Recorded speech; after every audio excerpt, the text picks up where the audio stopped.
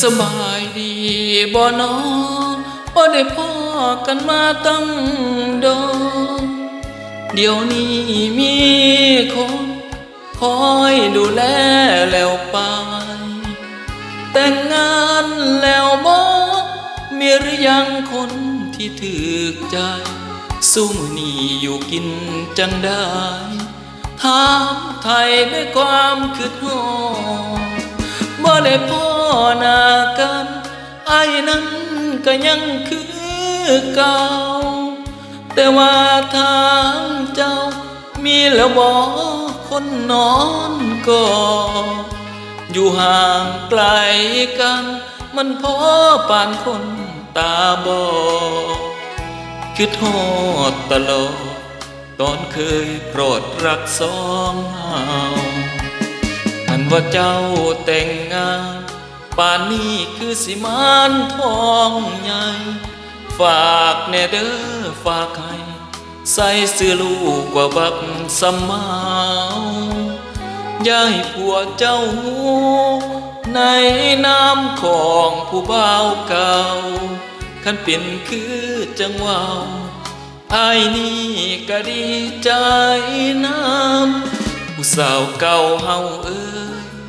คนเคยหากันมาก่อนยังห่วงอาวรน้ำเจ้าอำลำเฮ็ดหยังอยู่น้อ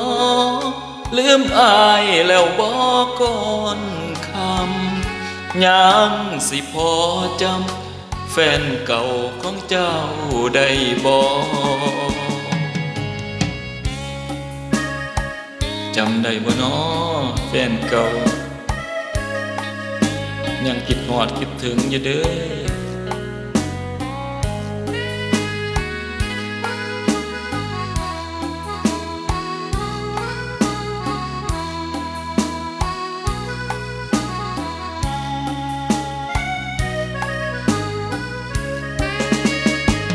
คันแม่นเจ้าแต่งงานป่านนี้คือสิมานทองใหญ่ฝากแน่เด้อฝากให้ใส่ซื้อลูกว่าบักสำเมาอย่าให้ผัวเจ้าหูในน้ำของผู้บ่าวเก่าคันเป็นคือจังว่าอ้ายนี่ก็ดีใจน้ำผู้สาวเก่าเฮาเอ้ยคนเคยหา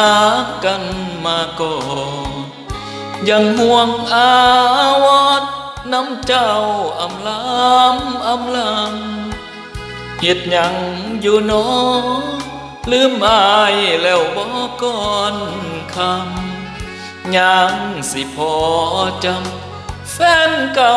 ของเจ้าได้บ่